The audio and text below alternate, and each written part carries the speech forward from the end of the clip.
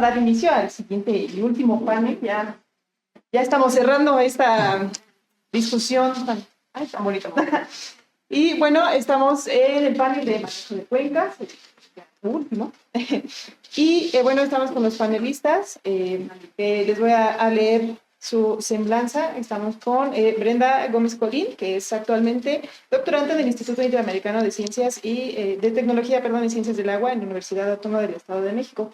Es maestra en Ciencias del Agua por el mismo centro de investigación y en donde se graduó con la tesis de título Género, Mujer y Agua, un análisis desde la gobernanza de los comités de agua potable de la participación femenina de Toluca. Derivado de esta investigación, se redactó el artículo Visibilización de la participación femenina en los comités. También es licenciada en Ciencias Políticas y Administración Pública por la Facultad de Ciencias Políticas y Sociales de este estado, donde se graduó con la tesis sobre descentralización del tratamiento de aguas residuales, un asunto de política pública, estudio de caso, organismo de agua y saneamiento de Toluca. Además de esto, participó en el proyecto de transmisión del programa de radio Polifonía H2O, Voces del Agua, el cual fue emitido del Instituto Mexicano de la Radio, IMER, y en el ámbito laboral cuenta con experiencia en el sector público, académico y organización de la sociedad civil. Gracias. También contamos con la presencia de la doctora Maritza Peña Becerril, que es doctora en educación, profesora apasionada por las matemáticas y su enseñanza, con más de 25 años de experiencia como docente, profesora universitaria en la Escuela de Ingeniería y Ciencias del Tecnológico de Monterrey, Campus Toluca. Es perteneciente al Sistema Nacional de Investigadores, nivel candidato, y además pues, es escritora de libros disciplinares en matemáticas, conferencista también en el Congreso Internacional de Innovación Educativa desde el 2014 a la fecha.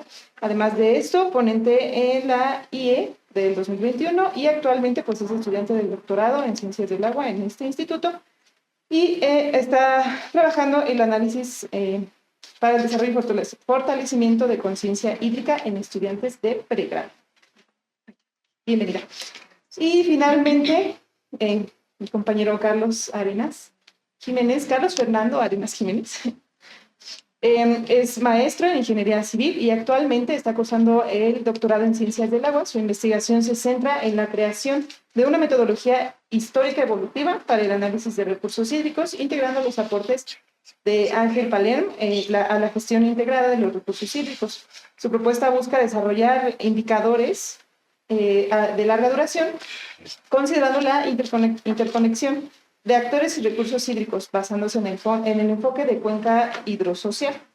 El estudio que analiza los manantiales del curso alto del río Lerma, y además de esto, pues se apoyó en 55 archivos históricos y abarcó la gestión hídrica desde la época prehispánica hasta la actualidad.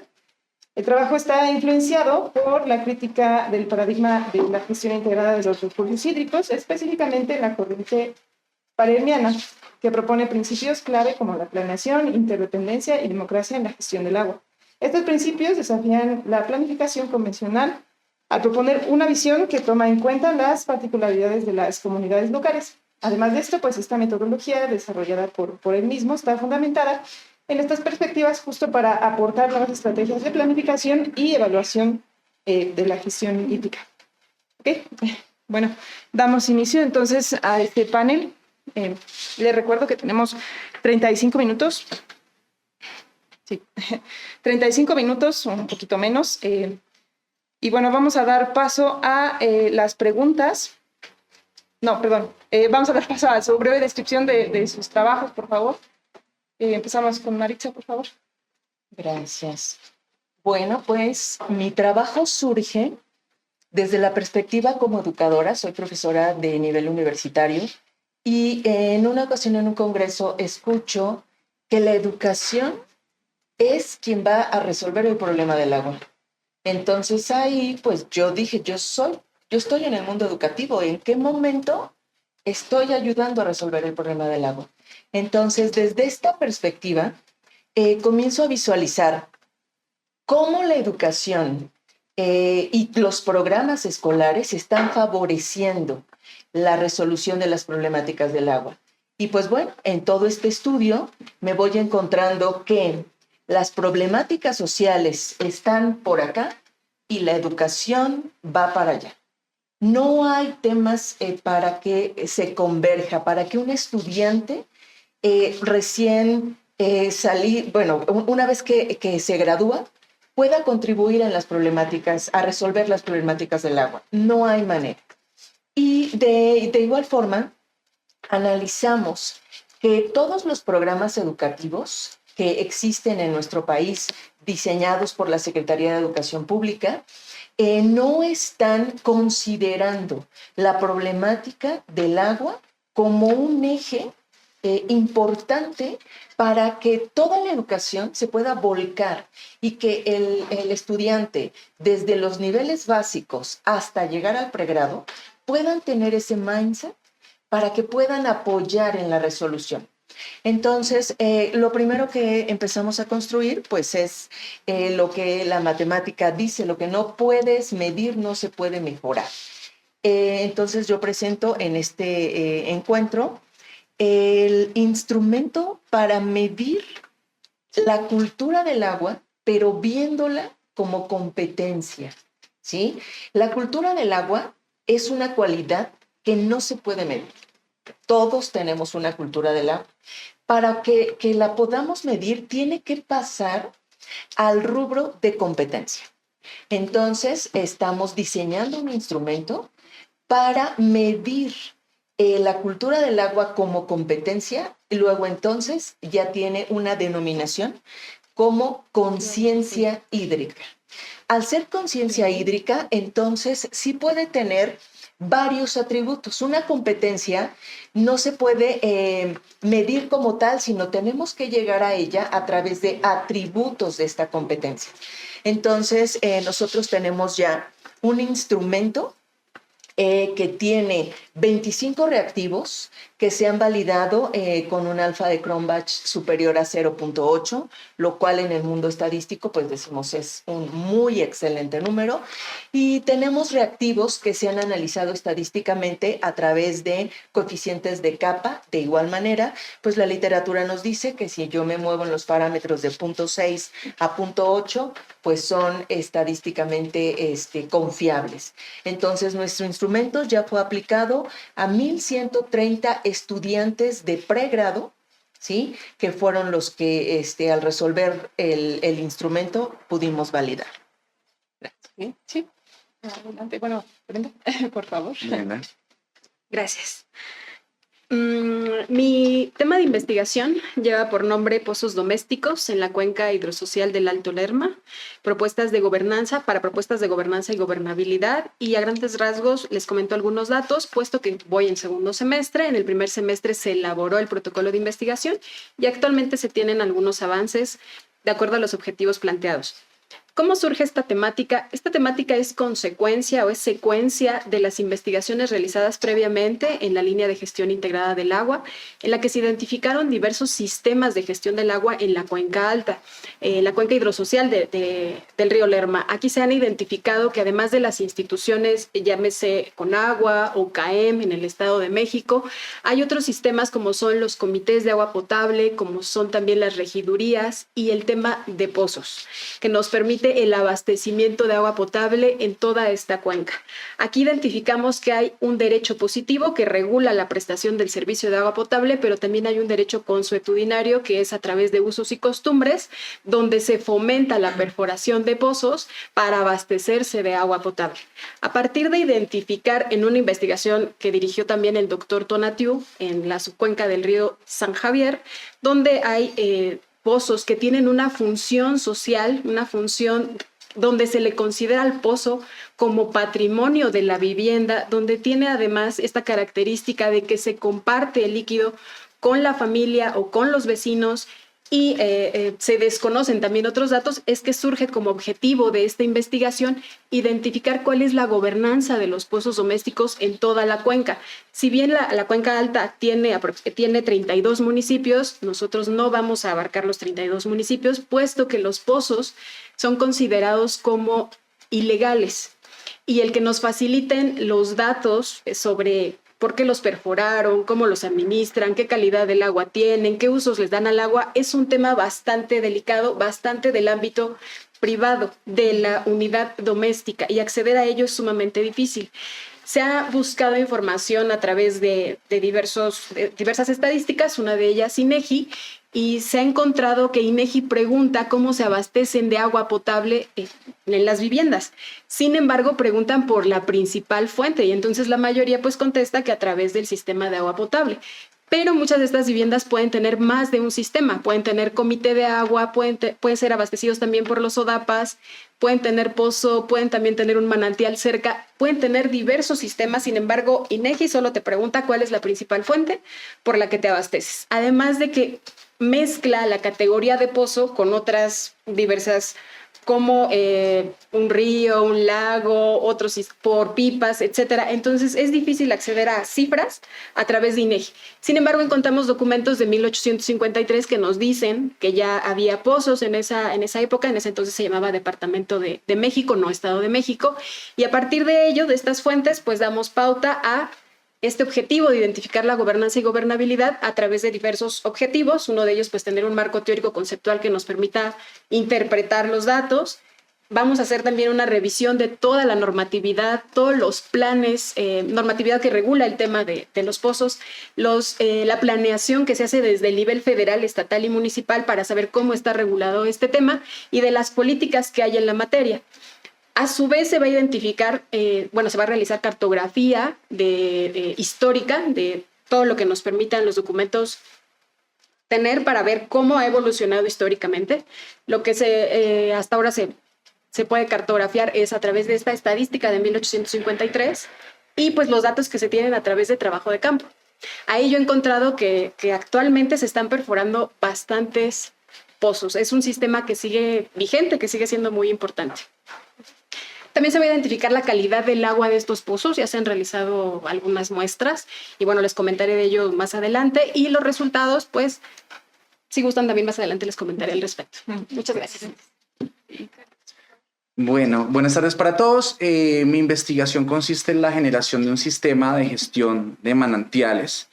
Está marcado dentro de la crítica al paradigma GIR y al paradigma de la gestión, del desarrollo sostenible, ya un paradigma bastante cuestionado en las últimas décadas, ¿cierto?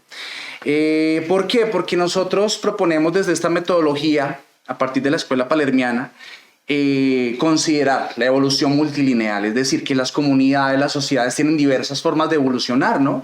Luego nos encontramos con que las políticas públicas, ¿cierto? Y esto desde las críticas de las mismas comunidades indígenas en Latinoamérica buscan homogenizar, ¿no? Las comunidades realmente para muchas políticas públicas son iguales y efectivamente no lo son, ¿no? Consideramos dentro de nuestro enfoque palermiano la multievolución. Y esto se relaciona muy bien con otros términos un poquito más modernos, como los pluriversos que llama Arturo Escobar y Mario Bleiser, ¿no? Ya de hecho no estamos hablando de interculturalidad ni multiculturalidad, que son conceptos mucho desde el eurocentrismo, ¿no? Sino hablamos de ontologías. Hay un principio maravilloso de Chiapas, de los movimientos de Chiapas de las últimas décadas, que dice que nosotros deberíamos vivir en un mundo en donde caben muchos mundos, ¿no? No una cultura o las culturas como elementos de un mismo todo, sino que estamos conviviendo muchos mundos dentro de un territorio. Nos encontramos con que en el Estado de México tenemos mazahuas, otomís, nahuas, tlahuicas, bueno, en fin, ¿cierto? Una comunidad supremamente diversa. Y entonces esta forma de ver la gestión de los manantiales pues se ha enfocado, ¿cierto? Como en este marco teórico. ¿Y cómo lo realizamos, no? Empezamos a identificar o a estructurar una identificación de cómo ha sido la gestión de los manantiales a lo largo de los diversos periodos históricos que ha tenido México desde la época prehispánica. Y encontramos que desde la época prehispánica hasta el siglo XX, pues evidentemente encontramos formas de gobernanza, gobernabilidad, gestiones mixtas, o sea, una forma supremamente diversa de los manantiales, ¿cierto? Y que a la vez se va modificando con el tiempo. Entonces, eso nos ha permitido, primero, mapear cuáles son los actores importantes. Segundo, identificar cómo ha sido la transformación de los manantiales en la cuenca hidrosocial del Alto Lerma, que es nuestra zona de estudio. También nos ha permitido identificar cuáles fueron esas fuerzas impulsoras o esas variables que han sido determinantes para que los manantiales se modifiquen y en muchos casos se afecten, ¿no? Encontramos, por ejemplo, dentro de nuestros resultados que efectivamente el hecho de que Toluca, ¿cierto?, se encuentre prácticamente a la sombra de la Ciudad de México ha sido pues nuestra gran maldición, ¿no? ¿Por qué? Porque procesos de extracción, políticas relacionadas a utilización, aprovechamiento de los recursos hídricos, claro, pues en pro de los beneficios de la Ciudad de México, posteriormente políticas relacionadas con la industrialización, crecimiento demográfico, ¿no? La Ciudad de México pues es un elemento ahí muy importante dentro de nuestro sistema que prácticamente es una variable insaciable, ¿no? Y eso ha generado que evidentemente pues los manantiales desaparezcan. En muchos casos, tenemos ya muchos casos registrados de manantiales desaparecidos, disminuidos, contaminados, ¿cierto? Y dentro de otro resultado muy importante es que pese al impacto tan impresionante, ¿cierto? Yo de Colombia viniendo aquí a México y encontrarme con un panorama que yo jamás esperé encontrarme, ¿no? O sea, una cosa para mí apocalíptica cuando empecé a identificarlo, ¿no? Y me encuentro que pese a eso hay una resistencia cultural y que de ahí podemos extraer elementos importantísimos para la gobernanza principalmente de los manantiales. Caso como por ejemplo un manantial cuando está, tiene su relación por ejemplo con un santo o con un elemento sagrado ritual, es impresionante la forma en que eso hace que las comunidades quieran protegerlo, preservarlo. Entonces la idea es de estos resultados poder generar políticas públicas específicas para los diversos tipos de manantiales de acuerdo a esas ontologías o formas relacionadas que hemos encontrado en la cuenca hidrosocial del Alto Alerma. Muchas gracias.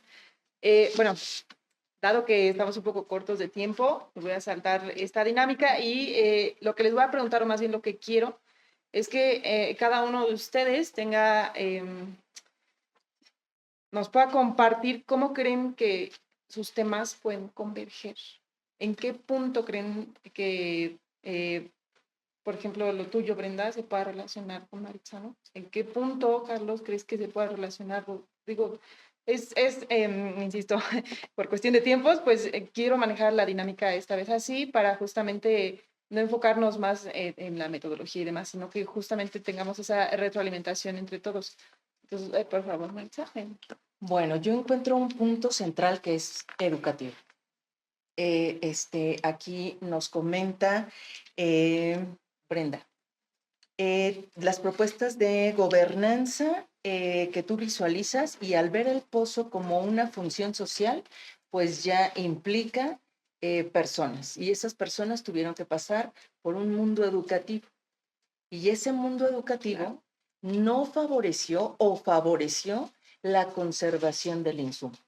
Entonces, yo aquí lo que veo como punto central es que si los ciudadanos, ¿sí?, que se ven involucrados en tu proyecto, tuvieran un impacto educativo precisamente para el cuidado, ¿sí?, de este preciado líquido, sí, entonces tus resultados serían distintos. Sí, impacta. Distintos. Exactamente. Entonces, el mundo educativo, ¿sí?, le debe a la sociedad.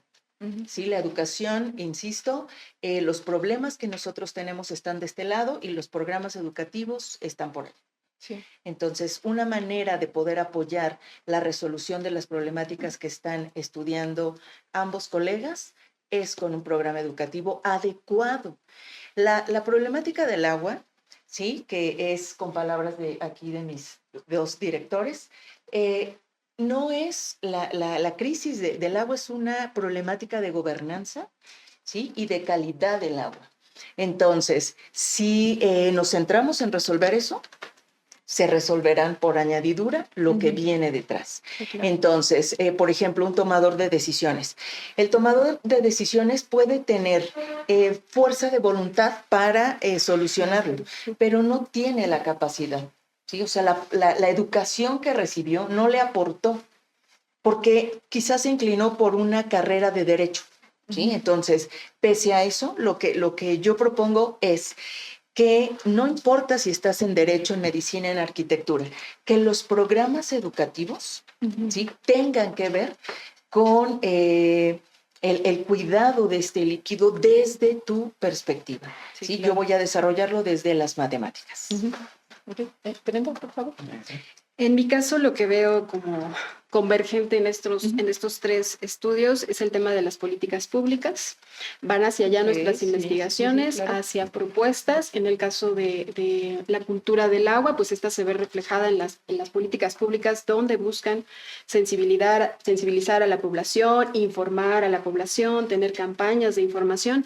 Algo que si bien convergen los tres casos, también identifico que tiene diferencias en el sentido de hay vastas culturas sobre el tema del agua y muchas veces las políticas públicas solo consideran una o consideran esta que es más amplia o la mayor.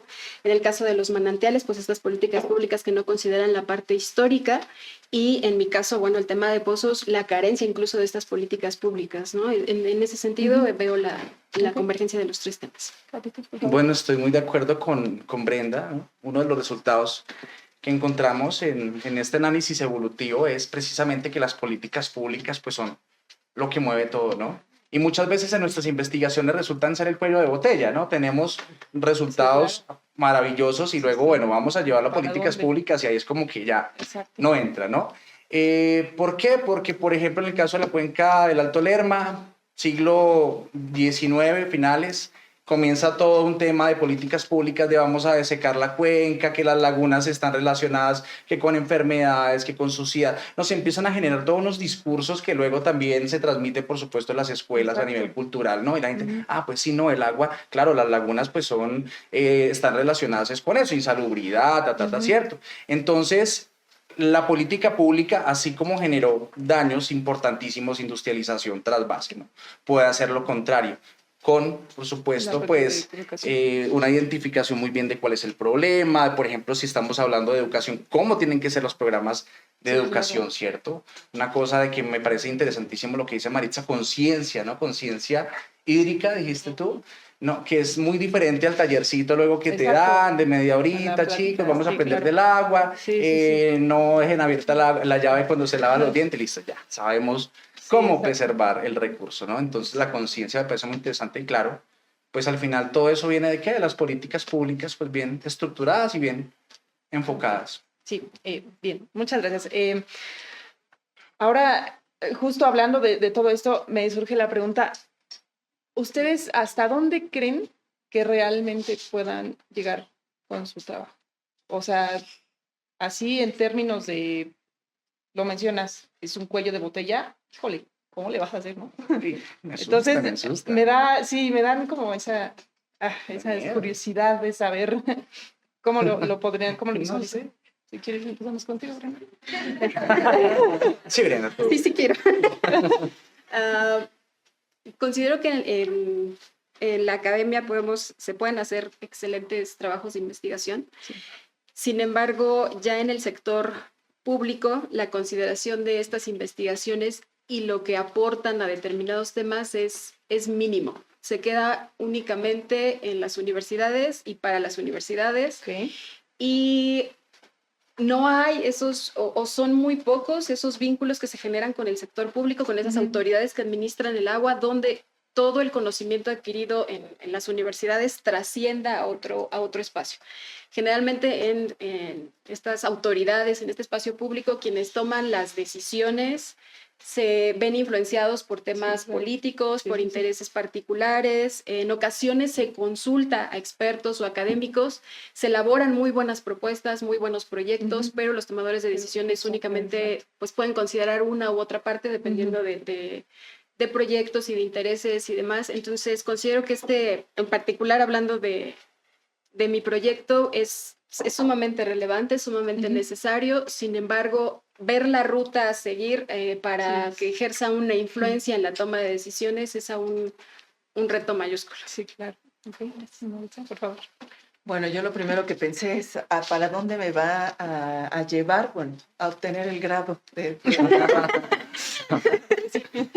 Yo considero que la necesidad social que estamos teniendo por la problemática del agua nos va a llevar a buscar en dónde ya empezamos a trabajar con anterioridad hacia los programas educativos. Por ejemplo, yo siempre lo planteé en clase con mis tutores. ¿Qué pasaría si en este momento llegara un tomador de decisiones que quisiera comenzar a resolver este problema desde raíz y que preguntara, ¿cómo empiezo a educar a los niños? Sí, ¿Cómo sí, sí. empiezo a educar a toda la educación Sí, claro, básica? el programa. ¿Cómo empiezo? Pues al menos ya aquí podremos levantar la mano y decir, Sí, ya claro. sabemos qué temas Ok. son los que hay que dar. O sea, ya con eso le avanzamos. Sí. Mi trabajo, que se lo dejo a la comunidad académica, ya podemos decir con qué tema, ¿sí? Con base en los expertos y en la investigación y en todo lo que hemos hecho, con este empieza. Y después continúa con este.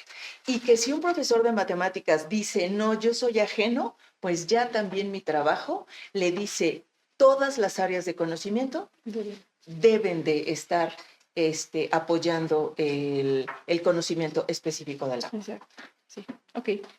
Claro. Bueno, yo creo que tu pregunta es la más importante y a la vez la más difícil en estos procesos de investigación, Sí. ¿no? Y resalto pues los procesos reflexivos que hemos tenido con el doctor Tonatiuh, en donde pues la primera conclusión es ya sabemos qué no hacer, ¿no? Y luego decimos, bueno, ¿y qué hay que hacer? Claro, Bueno, ¿qué? no lo tenemos claro todavía, al menos ya sabemos que no hay ¿Qué que no? hacerlo. Sin embargo, pues hay que pensar en formas y yo siento que siempre ha habido una debilidad muy importante en la academia de dar a conocer los resultados luego a la comunidad en general, ¿no? Esa parte de la divulgación a veces como que Sí. es un poquito dura de roer, ¿no? Allí. Entonces, bueno, yo me planteo qué formas, ¿no? La primera forma que encontré, por ejemplo, es que lo que estoy encontrando acá se está reflejando en un espejo dramático, ¿no? En Bogotá ya las políticas públicas están alistando el proceso de extracción a partir de pozos, ¿no? Afortunadamente Colombia pues siempre ha tenido mucha agua, montañas por todos lados, escurrimientos por doquier, pero Bogotá pues se está quedando sin agua, ¿no? Y entonces ya la comunidad, las instituciones, el alcalde están diciendo, ¿qué vamos a hacer, no? Y la primera opción, pozos, ¿no? Y luego dijeron, bueno, ¿a quién, no? Entonces nos encontramos con que grupos de tomadores de decisiones están viniendo a México, que porque ellos los pozos los manejan súper bien, excelente, una sostenibilidad. Veía yo publicaciones de una alcaldía donde vive mi tía ahí en un pueblito, a ella le van a poner pozos ahí al lado de la casa, ¿no? Y entonces yo le decía, tía, no creas lo que te están diciendo, en Facebook están poniendo que unos sistemas súper sostenibles, ¿no? Entonces, bueno, ¿qué hice yo? Me inscribí a un congreso ahorita en Bogotá y quiero empezar a exponer cuáles son los panoramas que estamos viendo en México, ¿no? Que se los aseguro, no se imaginan.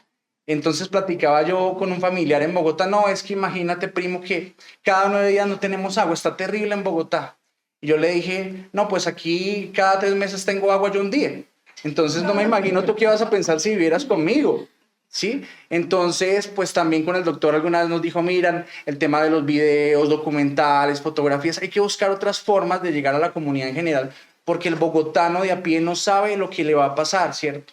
Por ejemplo, yo tengo un caso interesante ahí porque apenas va a comenzar el problema, ¿cierto? Cuando pongan el primer pozo, de ahí en adelante se van a regar, ¿no? Y eso es como un vicio, digo yo, o sea, pones el primer pozo y empieza la sobreexplotación y el siguiente, ¿no? Entonces, pienso yo pues que hay que enfocar a culturizar a ese ciudadano de a pie a ver Sí, claro. qué podemos hacer. Sí, ok. Bueno, muchas gracias. Por cuestión de tiempos, pues ya tenemos que dar, la verdad, bueno, quiero cerrar este panel diciendo que la verdad es un tema muy interesante. La verdad, nosotros normalmente como investigadores no consideramos toda la parte social. Nos encerramos mucho en la números y dime cómo y no, pero no vemos la parte social, no vemos qué es lo que realmente está influyendo en la ciencia, que es toda la parte cultural. Entonces, quiero cerrar este panel justamente diciendo eso, que es un tema muy interesante y la verdad da para muchísimas cosas más, otra hora si quieren, hasta las 5 de la tarde nos vamos. Entonces, los invito igualmente pues a seguir discutiendo, ¿no? Y justamente que otros compañeros que no tengamos mucho conocimiento sobre la parte social, nos empapemos más sobre estos temas que la verdad se tienen que tomar en cuenta, ¿ok? Y bueno, con esto doy por terminada el panel. Igual insisto que por tiempos ya no tenemos espacio para preguntas, si gustan pues aquí afuera, acabando la clausura si quieren. Y bueno, voy a dar lectura a las constancias que dicen, Universidad Autónoma del Estado de México, a través del Instituto Interamericano de Tecnología y Ciencias del Agua, otorga la presente constancia a cada uno de los panelistas, así como a nuestros lectores. ¿Tenemos ahí vienen los lectores? Sí. Sí. Y nuestra relatora. A Carlos Fernando Arenas Jiménez, por favor.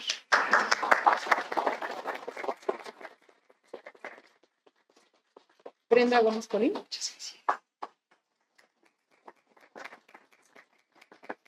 Marisa Peña Becerril. Marco Antonio. Marco López. ¿No está? No está. Es nuestro de nuestros lectores. Joshua Ariel.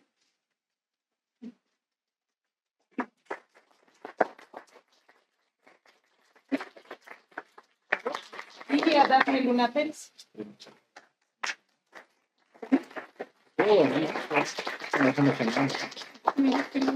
Y nuestra relatora Cristina Eduardo Soto, por favor. ¿Sí nos regalan una foto?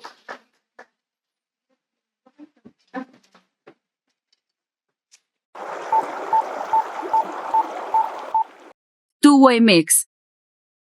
Administración 2025-2029.